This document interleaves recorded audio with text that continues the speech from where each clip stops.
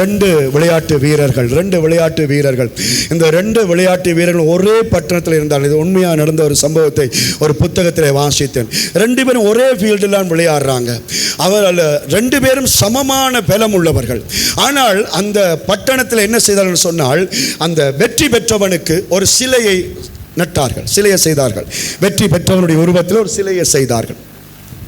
அந்த சிலையை செய்த பொழுது அந்த சிலை அந்த டவுனுக்குள்ளே இருந்தது. இப்ப மற்றவன் யோசிச்சான், ஐயோ நானும் அவனை போல சேமான ஆள், ஆனா அவனுக்கு சிலை இருக்குது, எனக்கு சிலை இல்லை. இது இவன் மனசிலே ஒரு விதமான கோபம், அது எரிச்சலாய் மாறி அவனுக்குள்ளே கசந்து கொண்டே இருந்தது. ஆகவே அவன் என்ன செய்கிறான், இந்த சிலை இருந்தால் தானே எனக்குள்ள நெடுகளும் கோபமும் எரிச்சலும் பெறும்.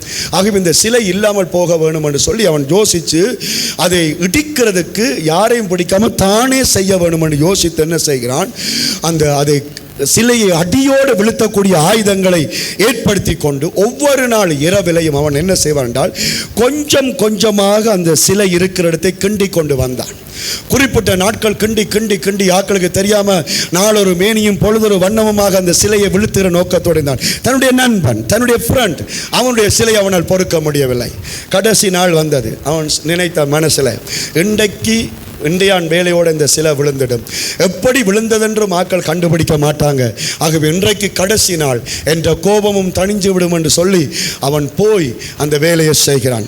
ஆனால் அந்த கடைசி நேர பதட்டம் அவனுக்குள்ளே வந்து கொண்டே இருந்தது. அவன் கிண்டி கொண்டு இருக்கும் பொழுது அந்த சிலை விழுகிற நேரம் வந்தது. அந்த சிலை விழுகிற நேரத்தில் அவனுடைய கோபத்தின் அவசரம் அந்த சிலையை விட்டு அவனால் ஓட முடியவில்லை. அந்த சிலை அவன் மேலேயே விழுந்தது.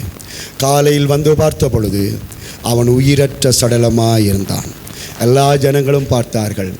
நண்பனுடைய சிலையை விழுத்த போய் அவனும் மரித்து போனான். கௌரவம் இல்லாமலே ஜீவனை விட்டான். அருமையான தேவனுடைய பிள்ளைகளை, கூட பிறந்த சகோதரத்தோட, வீட்டுக்கு வந்த உறவுகளோட, சபைக்குள்ள வந்த சக விசுவாசிகளோட தொடர்ந்து கோபமாயிருந்தால் இதுதான் நமக்கு முடிவு. அல்லேலூயா. ஒரு நிமிஷம், ஒரு கணம், ஆனால் மறு கணம் தேவனுடைய தயவு வர வேண்டும், தேவனுடைய சந்தோஷம் வர வேண்டும். மன்னிப்பு தான் வாழ்க்கை. ஒருவரை ஒருவர் ஏற்றுக்கொள்வது தான் வாழ்க்கை. பிடிவாதம் கொள்ளாதேங்க, வைராக்கியம் கொள்ளாதேங்க.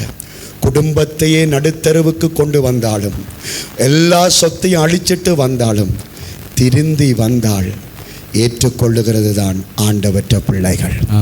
ஆமென் சொல்லுங்க.